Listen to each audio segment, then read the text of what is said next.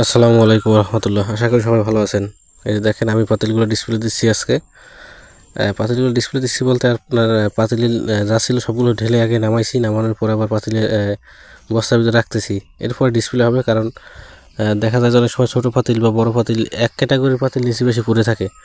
তো সেটা যাতে না হয়, সে মিস্টেকটা যাতে না হয়, এই কারণে আমার সবগুলো পাতিল নিচে ঢালতে হয়েছে। ঢালার পরে আবার উপরে উঠাইতেছি যে এরপর সুন্দরভাবে একটা ডিসপ্লে দেবো, যাতে আপনার কাস্টমারের খুব আকর্ষণটা বাড়ে পাতিলের প্রতি।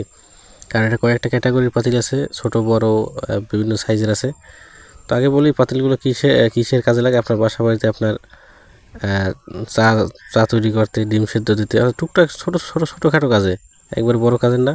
আবার একজনের ভাত যদি রান্না করতে চান তাও করতে পারবেন। এটা কিন্তু ব্যবহার উপযোগী, একবার খেলনা না। আবার যদি চান যে পোলাপানের খেলতে দেবেন তাও পারবেন, কারণ ছোটো পাতিল চাইলে বাচ্চা পোলাপানে আপনি চাইলে খেলতেও দিতে পারেন।